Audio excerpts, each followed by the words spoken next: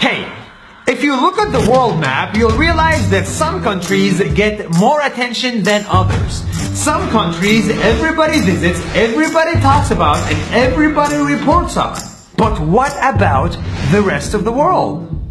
What about the other countries that nobody talks about, visits, or knows anything about? What do people do there? To answer that question, I decided to visit a small country that I never heard about on the news, that my friends don't talk about, and that even I couldn't place on a map.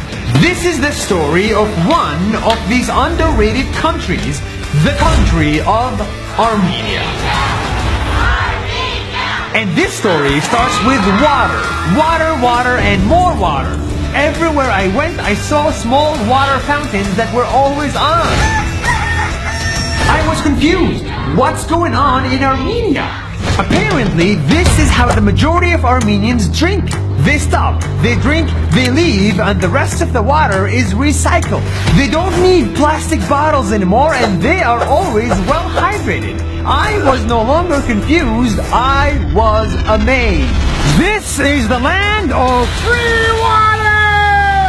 The next day, I visit their schools only to learn that every kid in Armenia is taught chess. The only country in the world to do so. They have classrooms and schools dedicated just for chess. And after school, kids are sent to modern institutions to learn engineering, design, and music, and all of this they get for free here. I was amazed. Amazed at how a country I never knew before does so many things differently. That explains why Armenians are some of the best in the world at chess, like this grandmaster.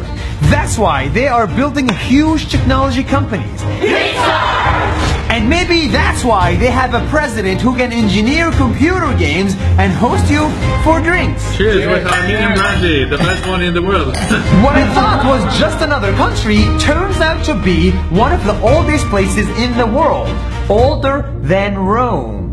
This is the first country to adopt Christianity and build the world's first churches. I had no idea. The people living here, I learned, come from all parts of the world. UAE, Russia, Denmark, Belgium, Spain, Ukraine, France, Canada, The Netherlands, Iran, New York, Argentina, USA, Syria. They are the ones that make up Armenia, the ones who built these beautiful churches, and the ones that developed this unique culture thousands of years ago. And because their country is so small, every night they hang out by the main square, coming under the dancing fountain. This is a beautiful sight of a community. I arrived in Armenia dancing in a fountain by myself, only to live in love with Armenia and dancing with the rest of them. This is the land of free water! And all of this happened in one country I couldn't place on the map a week before. This was not the story of Armenia, this was the story of many countries like Armenia that don't get the recognition that they deserve.